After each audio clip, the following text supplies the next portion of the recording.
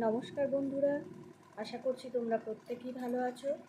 আমার চ্যানেলে তোমাদের সকলকে জানাই অনেক ওয়েলকাম। আজকে আমি চলে এসেছি একটা নতুন ভিডিও নিয়ে, যেই ভিডিওটাতে আমি আমার ফার্স্ট টাইম ইন্টারভিউয়ের এক্সপিরিয়েন্স তোমাদের সঙ্গে শেয়ার করব। সামনেই আমি একটা আইসিডিএসের ইন্টারভিউ দিয়ে এলাম, যেটা আমার 13ই আগস্ট ইন্টারভিউ ডেট ছিল। তো সেই ইন্টারভিউয়ে কিভাবে আমি গেছি, কোন টাইমে কিভাবে কি করা হয়েছে, সমস্ত কিছু আমি তোমাদের সঙ্গে শেয়ার করছি। ইন্টারভিউয়ের এক্সাম ডেট ছিল 13ই আগস্ট। তো আমাকে কি কি কোশ্চেন করা হয়েছিল, কিভাবে সমস্ত কিছু প্রসেসিং পদ্ধতি আমি তোমাদেরকে জানাচ্ছি। যারা তোমরা পরে ইন্টারভিউ দিতে যাবে তাদের কিন্তু কোনো সমস্যা হবে না। ভিডিওটা অনেকটা বড় হতে পারে, কিন্তু তোমরা ভিডিওটা শেষ অবধি দেখো। তাহলে চলো দেরি না করে শুরু করা যাক। আমার ইন্টারভিউয়ের রিপোর্টিং টাইম ছিল 11:30 থেকে, ঠিক আছে। তো 11:30 থেকে আমি ওখানে মোটামুটি 1 ঘন্টা আগে পৌঁছে গেছিলাম। পৌঁছে যাওয়ার পরে আমার যেহেতু ময়ূরেশ্বর 1 ব্লক, সেই জন্য যাদের ওখানে কিন্তু আরও অন্যান্য ব্লকের সেই দিনে ইন্টারভিউ নেওয়ার কথা ছিল বা হচ্ছিল। মুরারই 1, নলহাটি 1, মুরারই 2, নলহাটি 2, এই সমস্ত ব্লকের কিন্তু ইন্টারভিউ আমাদের যে ইন্টারভিউ হওয়ার রিপোর্টিং টাইমের আগে কিন্তু ওদের রিপোর্টিং টাইম ছিল। তাই ওদের প্রসেসিং পদ্ধতিটা আগে হলো, তারপরে কিন্তু আমাদের যে ডকুমেন্ট ভেরিফিকেশান সেটা স্টার্ট হলো। তাই ওরা লাইন দিয়েছিল যখন যেহেতু আমাদের রিপোর্টিং টাইম ছিল 11:30, কিন্তু ওদের হতে হতে আমাদের কিন্তু অনেকটাই লেট হয়ে যায়। সেই জন্য আমাদেরকে 12টা থেকে লাইনে দাঁড়াতে বলা হয় ডকুমেন্ট ভেরিফিকেশানের জন্য। তো আমরা লাইনে দাঁড়াই, লাইনের প্রথমেই আমি ছিলাম। হ্যাঁ, সেই জন্য প্রথমেই আমাকে পাঠায় ওদের যে ভিতরে আধার কার্ড দেখে, দিয়ে ভিতরে ঢুকিয়ে ওদের ওখানে যে সাইন করানো হয়, যে জিজ্ঞেস করা হয় কোথা থেকে এসেছো এবং বাবার নাম কি জিজ্ঞেস করে তারপরে ওরা আমাদেরকে দুতলাতে পাঠিয়ে দেয়। দুতলাতে ওখানে ডকুমেন্ট ভেরিফিকেশান হচ্ছিল। তো আমরা তারপরে যাওয়ার পরে সেখানে কিন্তু ডকুমেন্ট ভেরিফিকেশান স্টার্ট হয়েছিল, মোটামুটি স্টার্ট হয়। তার ডকুমেন্ট ভেরিফিকেশানে যে তোমরা অবশ্যই 2 কপি করে ছবি নিয়ে যাবে, আর অরিজিনাল সমস্ত ডকুমেন্টগুলো কিন্তু নিয়ে যাবে। তার সঙ্গে যারা গ্রাম থেকে যাবে তারা বাসিন্দা সার্টিফিকেট, আর মিউনিসিপ্যালিটির আন্ডারে বা পৌরসভা তারা কিন্তু সেখানকার বাসিন্দা সার্টিফিকেট অবশ্যই নিয়ে যাবে, সেটা অরিজিনালটা জমা নিচ্ছে। আর বাবা মায়ের ডকুমেন্ট, ভোটার কার্ড, এগুলো তো তোমরা সব কিছুই কল লেটারে লেখা আছে। এছাড়াও অরিজিনাল যে অ্যাডমিট, যে রিটেন এক্সামের অ্যাডমিট কার্ড, আর যে কল লেটারের অ্যাডমিট কার্ড অবশ্যই তোমরা নিয়ে যাবে। এছাড়াও মাধ্যমিক, উচ্চ মাধ্যমিক যতদূর তোমাদের কোয়ালিফিকেশান ডকুমেন্ট দেওয়া আছে সেগুলো কিন্তু তোমরা সঙ্গে করে অবশ্যই নিয়ে যাবে। তো এইভাবে আমাদের যে প্রসেসিংটা, ডকুমেন্ট ভেরিফিকেশানটা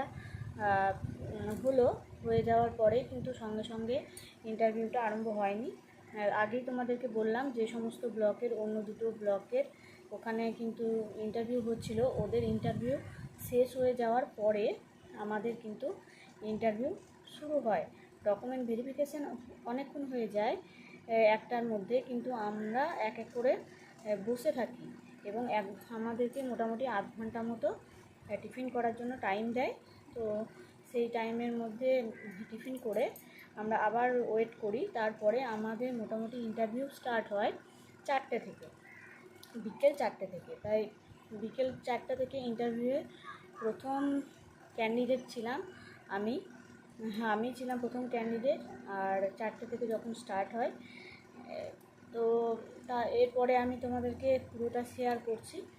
যেটা আমাকে প্রথমে বলা হয়েছিল, আমি রুমের মধ্যে প্রবেশ করে স্যারদেরকে বললাম যে স্যার আমি কি আসতে পারি?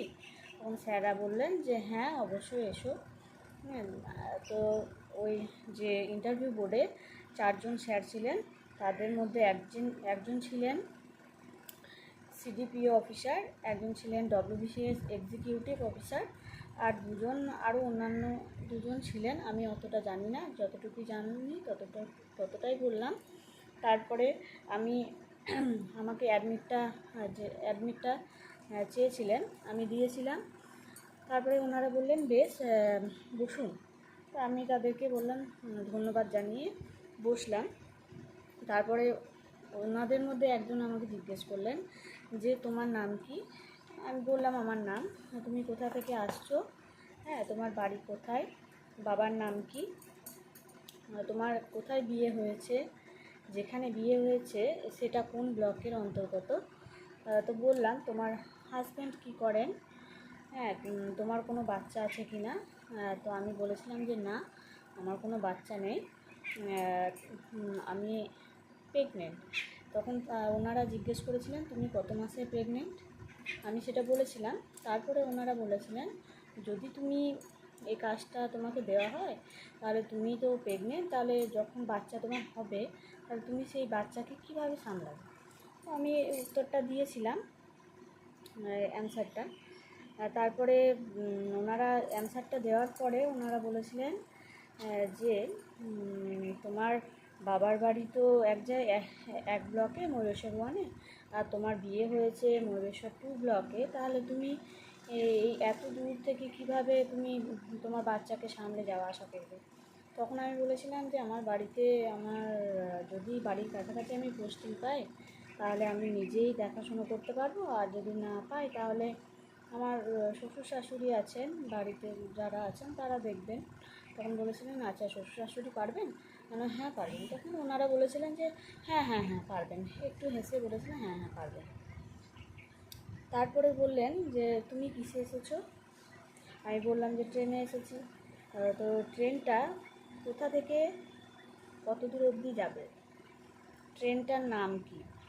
তুমি কোন স্টেশনে চেপেছো? রেল স্টেশনে। কোন রেল স্টেশনে নেমেছো? ঠিক আছে, তো এগুলো আমি বললাম, সবগুলোই আমি বলেছি। তারপরে আরেকজন স্যার যিনি ছিলেন পাশের, উনি বললেন যে আইসিডিএস সম্পর্কে কিছু বলুন। তো আমি আইসিডিএস সম্পর্কে বলেছিলাম। আইসিডিএস সম্পর্কে যখন আমি 2 লাইন বলি তারপরে উনি বলেন যে বেশ বেশ বেশ ঠিক আছে। তো আইসিডিএসের ফুল ফর্ম যে ইন্টিগ্রেটেড চাইল্ড ডেভেলপমেন্ট সার্ভিসেস, তো এখানে যে সার্ভিসেস, এই সার্ভিস না বলে সার্ভিসেস কেন বলা হয়েছে? তো আমি তখন সেই মুহূর্তে বলেছিলাম যে স্যার আমি মনে পড়ছে, বলতে পারবো না, আমি জানা নেই আমার, আমি কিন্তু বলেছিলাম। তারপরে আরেকজন স্যার যিনি পাশে ছিলেন উনি জিজ্ঞেস করছিলেন যে দুটি সুষম খাবারের নাম কি কি। তারপরে জিজ্ঞেস করেছিলেন টিকাকরণ কারা করে থাকেন। হ্যাঁ, তো ওগুলো সবই আমি বলেছি। আর তারপরে যে আরেকজন স্যার ছিলেন উনি বলেছিলেন যে ভারতের রাষ্ট্রপতির নাম কি, ভারতের উপরাষ্ট্রপতির নাম কি, ভারতের রাজ্যপালের নাম কি, শিশু দিবস কবে পালন করা হয়? তো আমি এই অ্যান্সারটা বলেছিলাম যে 14ই নভেম্বর। তখন তিনি বলেছিলেন তুমি কি দেখেছো যে পালন করা হয়? হ্যাঁ দেখেছি। না শুনে শুনেই বলছো?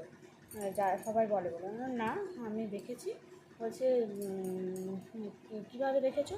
তখন আমি বললাম যে আমি তো অঙ্গনারী সেন্টারে যাই খাবার আনতে। তখন ওনারা জিজ্ঞেস করেন খাবার আনতে যাও, কী কী খাবার দেয় ওখানে? তো বলেছিলাম খিচুড়ি আর ডিম। আচ্ছা, তখন বলছেন বেশ ঠিক আছে।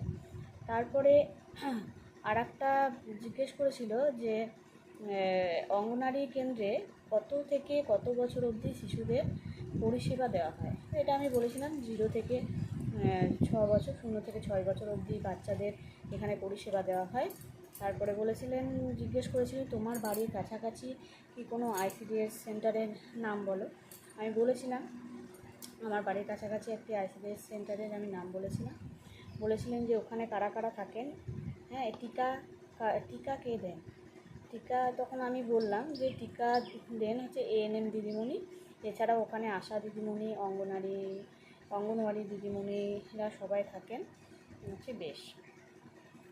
আর বলেছিলেন যে আমাকে জিজ্ঞেস করেছিলেন তোমার কী সাবজেক্টে অনার্স। আমি যেহেতু বলেছিলাম আমার ভূগোলে অনার্স, সেই জন্য আমাকে ভূগোল থেকে কোশ্চেন ধরেছিল সাবজেক্ট থেকে।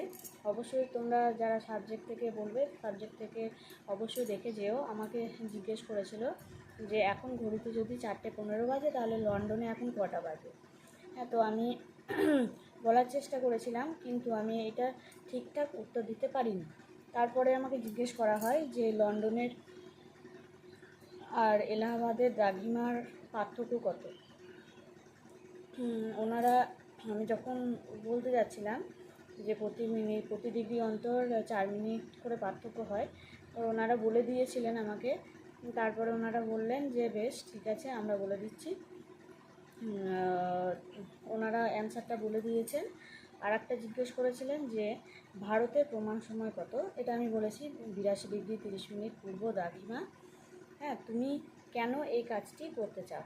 তখন আমি বলেছিলাম যে এটা একটা সমাজসেবামূলক কাজ, আর ছোটো ছোটো বাচ্চাদের সঙ্গে সময় কাটাতে, তাদের সঙ্গে তাদের সঙ্গে খেলতে, তাদের সঙ্গে থাকতে আমি খুব পছন্দ করি। তো সেই জন্য আমি এই কাজটি করতে চাই। তো এতগুলো কিন্তু কোশ্চেন আমাকে করা হয়েছিল। তারপরে ওনারা বললেন যে বেশ ঠিক আছে, তুমি এখন আসতে পারো। তো এইটুকু বলে আমি কিন্তু ওখান থেকে তারপরে চলে এলাম। ভিডিওটা যদি আমার ভালো লেগে থাকে, তোমাদের যদি হেল্পফুল মনে হয়, তাহলে অবশ্যই তোমরা আমার চ্যানেলটিকে সাবস্ক্রাইব করে রেখো এবং পাশে থাকা বেল আইকনটি প্রেস করে রাখবে। যখনই আমি কোনো ভিডিও আপলোড দেবো তোমরা অবশ্যই সেটা কিন্তু জানতে পারবে। সবাই অনেক ভালো থাকবে। নমস্কার।